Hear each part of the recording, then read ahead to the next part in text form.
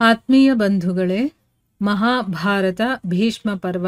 ಇದರಿಂದ ಇವತ್ತು ವ್ಯಾಸರು ಸಂಜಯನನ್ನ ನಿಯುಕ್ತಗೊಳಿಸೋದು ಮತ್ತೆ ಅನಿಷ್ಟ ಸೂಚಕವಾದ ಉತ್ಪಾತಗಳ ವರ್ಣನೆ, ಈ ವಿಚಾರದ ಬಗ್ಗೆ ನಾವು ತಿಳ್ಕೊಳ್ಳೋಣ.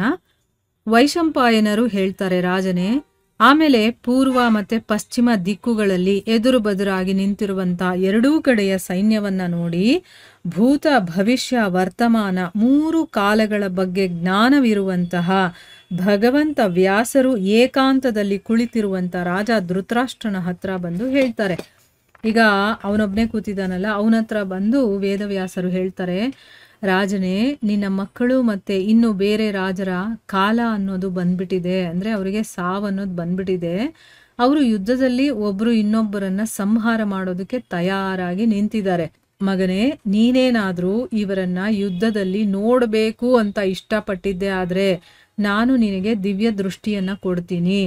ಇದರಿಂದ ನೀನು ಅಲ್ಲಿ ನಡೀತಾ ಇರುವಂತಹ ಯುದ್ಧವನ್ನ ಚೆನ್ನಾಗಿ ನೋಡಬಹುದು ಅಂತ ಅಂದ್ಬಿಟ್ಟು ಅವ್ರು ಹೇಳ್ತಾರೆ. ಅಂದ್ರೆ ನಾವೀಗ ಟಿವಿಯಲ್ಲಿ ನೋಡ್ತೀವಲ್ವಾ, ಎಲ್ಲೋ ನಡೀತಾ ಇರುವಂತಹ ಗಲಾಟೆಗಳನ್ನ, ಅದೇ ರೀತಿ ಅಲ್ಲಿ ನಡೀತಾ ಇರುವಂತಹ ಯುದ್ಧವನ್ನ ನೀನು ಇಲ್ಲೇ ಕೂತ್ಕೊಂಡು ನೋಡೋ ರೀತಿ ನಾನು ನಿನಗೆ ಅನುಗ್ರಹವನ್ನ ಮಾಡ್ತೀನಿ, ಬೇಕಾದ್ರೆ ನೋಡಬಹುದು ಅಂತ ಹೇಳ್ತಾರೆ. ಆಗ ಧೃತರಾಷ್ಟ್ರ ಹೇಳ್ತಾನೆ, ಬ್ರಹ್ಮರ್ಷಿಗಳೇ, ಯುದ್ಧದಲ್ಲಿ ನಾನು ನನ್ನದೇ ಕುಟುಂಬದ ವಧೆಯನ್ನ ನೋಡೋದಕ್ಕೆ ಇಷ್ಟಪಡೋದಿಲ್ಲ. ಆದ್ರೆ ನಿಮ್ಮ ಪ್ರಭಾವದಿಂದ ಯುದ್ಧದ ಸಂಪೂರ್ಣ ಸಮಾಚಾರವನ್ನ ಕೇಳೋ ಹಾಗೆ ಖಂಡಿತವಾಗ್ಲೂ ನನಗೆ ಕೃಪೆ ಮಾಡಿ. ನನಗೆ ನೋಡೋದಕ್ಕೆ ಇಷ್ಟ ಇಲ್ಲ, ಆದ್ರೆ ನಾನು ಕೇಳಿಸ್ಕೊಳ್ಬೇಕು, ಅಲ್ಲೇನಾಗ್ತಾ ಇದೆ ಅನ್ನೋದು ನನಗೆ ಗೊತ್ತಾಗಬೇಕು. ನನ್ನ ಕುಟುಂಬದವರೇ ಸಾಯ್ತಾ ಇರೋದನ್ನ ನಾನು ನೋಡೋದಕ್ಕೆ ಇಷ್ಟಪಡಲ್ಲ ಅಂತಂದ್ಬಿಟ್ಟು ಅವನು ಹೇಳ್ತಾನೆ. ಧೃತರಾಷ್ಟ್ರ ಯುದ್ಧದ ಸಮಾಚಾರವನ್ನ ಕೇಳಬೇಕು ಅಂತ ಇಷ್ಟಪಡ್ತಾನೆ ಅನ್ನೋದನ್ನ ತಿಳಿದ ಮೇಲೆ ವ್ಯಾಸರು ಸಂಜಯನಿಗೆ ಏನ್ ಮಾಡ್ತಾರೆ, ದಿವ್ಯ ದೃಷ್ಟಿಯ ವರದಾನವನ್ನ ಕೊಡ್ತಾರೆ. ಇವನ್ ನೋಡೋದಕ್ಕೆ ಇಷ್ಟಪಡೋದಿಲ್ಲ ಅಲ್ವಾ, ಅದಕ್ಕೋಸ್ಕರ ಸಂಜಯನಿಗೆ ಆ ದಿವ್ಯ ದೃಷ್ಟಿಯನ್ನ ಕೊಡ್ತಾರೆ. ಅವರು ಧೃತರಾಷ್ಟ್ರನಿಗೆ ಹೇಳ್ತಾರೆ, ರಾಜನೇ, ಈ ಸಂಜಯ ಇದಾನಲ್ಲ, ಅವನು ನಿನಗೆ ಯುದ್ಧದ ವೃತ್ತಾಂತವನ್ನ ಹೇಳ್ತಾನೆ, ಅಲ್ಲಿ ಏನೇನ್ ನಡೀತಾ ಇದೆ ಅದ್ರ ಬಗ್ಗೆ ಎಲ್ಲ ವಿವರಣೆಯನ್ನ ಇವನು ನಿನಗೆ ಕೊಡ್ತಾನೆ. ಸಂಪೂರ್ಣ ಯುದ್ಧ ಕ್ಷೇತ್ರದಲ್ಲಿ ಯಾವುದೇ ವಿಷಯ ಇವನಿಂದ ಮುಚ್ಚಿಡಲ್ಪಡೋದಿಲ್ಲ. ಅಂದ್ರೆ ಯಾರಾದ್ರೂ ಮನಸ್ಸಲ್ಲಿ ಏನಾದ್ರೂ ಯೋಚನೆ ಮಾಡಿದ್ರೂ ಕೂಡ ಅದು ಇವನಿಗೆ ಗೊತ್ತಾಗುತ್ತೆ. ಅಲ್ಲಿ ಯಾವುದೋ ಒಂದು ಮೂಲೆಯಲ್ಲಿ ನಡೀತಾ ಇರುತ್ತೆ ಅನ್ಕೊಳ್ಳಿ, ಅದು ಕೂಡ ಇವನಿಗೆ ಕಾಣಿಸುತ್ತೆ. ಯಾವ ವಿಷಯನೂ ಕೂಡ ಇವನಿಂದ ಮುಚ್ಚಿಡಲ್ಪಡೋದಿಲ್ಲ. ಇವನು ದಿವ್ಯ ದೃಷ್ಟಿಯಿಂದ ಸಂಪನ್ನನಾಗ್ತಾನೆ, ಮತ್ತೆ ಸರ್ವಜ್ಞನಾಗ್ತಾನೆ, ಎಲ್ಲವನ್ನ ತಿಳ್ಕೊಳ್ಳುವಂಥವನಾಗ್ತಾನೆ. ಅಂದ್ರೆ ಏನು, ಎಲ್ಲೇ ಇರ್ಲಿ, ಯಾವುದೇ ಮೂಲೆಯಲ್ಲಿ ಇರ್ಲಿ, ಅವರು ಮಾನಸಿಕವಾಗಿ ಏನಾದರೂ ಯೋಚನೆ ಮಾಡ್ತಾ ಇದಾರೆ ಅದು ಅವನಿಗೆ ಗೊತ್ತಾಗುತ್ತೆ. ಅದನ್ನ ಸರ್ವಜ್ಞ ಅಂತ ಹೇಳೋದು. ಸೊ ಇಂಥ ಒಂದು ಪವರ್ ಅವನಿಗೆ ನಾನು ಕೊಡ್ತೀನಿ. ಮುಂದೆನೇ ಇರಲಿ ಅಥವಾ ಪರೋಕ್ಷವಾಗೇ ಇರಲಿ, ಹಗಲಲ್ಲಿ ಇರಲಿ ರಾತ್ರಿ ಆಗಿರಲಿ, ಮನಸ್ಸಲ್ಲಿ ಯೋಚನೆ ಮಾಡಿದ್ದೇ ಆಗಿರಲಿ, ಆ ಮಾತು ಕೂಡ ಸಂಜಯನಿಗೆ ಗೊತ್ತಾಗ್ಬಿಡುತ್ತೆ. ಇದನ್ನ ಶಾಸ್ತ್ರಗಳು ಕೂಡ ಕತ್ತರಿಸೋದಕ್ಕೆ ಸಾಧ್ಯ ಇಲ್ಲ ಅಂತಂದ್ರೆ ಅಷ್ಟು ಸ್ಟ್ರಾಂಗ್ ಆಗಿ ಅವನಿಗೇನೋ ಒಂದು ಪವರ್ ಕೊಡ್ತಾರೆ. ಇವನು ಯಾರ ಮನ್ಸಲ್ಲಿ ಏನ್ ನಡೀತಾ ಇದೆ ಅನ್ನೋದು ಕೂಡ ತಿಳ್ಕೊಬಹುದು ಅಂತ ಹೇಳ್ತಾರೆ.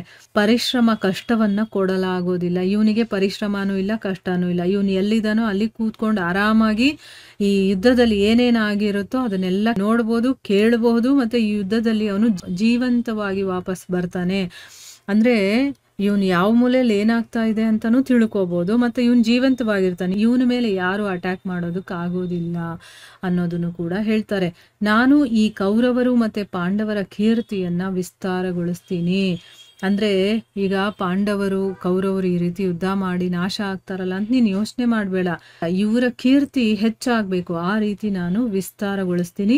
ನೀನು ಇವ್ರಿಗೋಸ್ಕರ ಶೋಕ ಪಡಬೇಡ. ಇದು ದೈವದ ವಿಧಾನ, ಅಂದ್ರೆ ಭಗವಂತನೇ ನಿರ್ಧಾರ ಮಾಡಿರುವಂಥದ್ದಿದು. ಇದನ್ನ ತಪ್ಪಿಸೋದಕ್ಕೆ ಯಾರಿಂದನೂ ಸಾಧ್ಯ ಇಲ್ಲ. ಅಂದ್ರೆ ಈ ಯುದ್ಧ ನಡಿಲೇಬೇಕು ಅಂತ ಆ ಭಗವಂತನೇ ಇದನ್ನ ಮಾಡಿರ್ಬೇಕಾದ್ರೆ ನಿನ್ನಿಂದ ನನ್ನಿಂದ ಇದನ್ನ ದೂರ ಮಾಡೋದಕ್ಕಾಗಲ್ಲ. ಹಾಗಂತ ನನ್ನ ಮಕ್ಕಳು ಈ ರೀತಿ ಆಗ್ಬಿಟ್ರಲ್ಲ ಅಂತ ನೀನು ಯೋಚನೆ ಮಾಡೋದು ಬೇಡ. ಅವರ ಕೀರ್ತಿ ಪತಾಕೆ ಹರಿಸೋದು ನನ್ನ ಒಂದು ಜವಾಬ್ದಾರಿ ಅಂತ ಹೇಳ್ತಾ ಇದ್ದಾರೆ. ಅವ್ರನ್ನೆಲ್ಲರೂ ಕೂಡ ಅವ್ರ ಬಗ್ಗೆ ಮಾತಾಡ್ಕೊಳ್ತಾರೆ. ಆಮೇಲೆ ಆ ದೈವನೇ ಈ ರೀತಿ ಒಂದು ನಿರ್ಧಾರ ಮಾಡಿದ್ಮೇಲೆ ಅದನ್ನ ದೂರ ಮಾಡೋದಕ್ಕೆ ಯಾರಿಂದನೂ ಸಾಧ್ಯ ಇಲ್ಲ. ಯುದ್ಧದಲ್ಲಿ ಯಾವ ಕಡೆ ಧರ್ಮ ಇರುತ್ತೋ ಆ ಪಕ್ಷಕ್ಕೆ ಗೆಲುವಾಗುತ್ತೆ. ಆಯ್ತಾ? ಧರ್ಮ ಎಲ್ಲಿರುತ್ತೋ ಅಲ್ಲಿ ಅಧರ್ಮ ಮಾಡಿದವರು ನಾಶ ಆಗೇ ಆಗ್ತಾರೆ.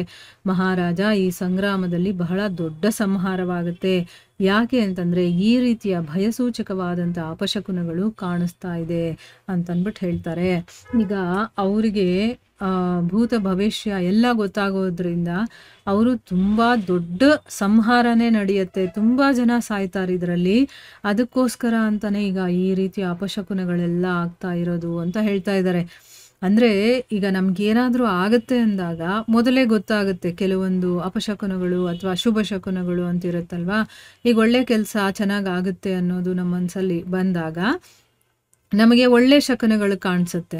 ಈಗ ಇಲ್ಲಿ ಏನೋ ಒಂದು ದುರಂತ ನಡೆಯುತ್ತೆ ಅಂದಾಗ ಅಪಶಕುನಗಳು ಕಾಣಿಸ್ಕೊಳ್ಳೋದು ಉಂಟು. ಅದ್ರ ಬಗ್ಗೆ ಇಲ್ಲಿ ಹೇಳ್ತಾ ಇದ್ದಾರೆ. ಸೊ ಇಲ್ಲಿ ದೊಡ್ಡ ಸಂಹಾರ ಆಗೋದ್ರಿಂದಾನೇ ಭಯಸೂಚಕವಾದಂಥ ಅಪಶಕುನಗಳು ಕಾಣಿಸ್ತಾ ಇದೆ. ಆ ಅಪಶಕುನಗಳು ಏನೆಲ್ಲ ಕಾಣಿಸ್ತಾ ಇದೆ ಅಂತ ಕೂಡ ಹೇಳ್ತಾರೆ ಅವರು. ಅದನ್ನ ನಾವು ಮುಂದಿನ ಭಾಗದಲ್ಲಿ ತಿಳ್ಕೊಳ್ಳೋಣ. ಇಲ್ಲಿಗೆ ನಾವು ನಿಲ್ಲಿಸೋಣ. ಹರೇ ಕೃಷ್ಣ.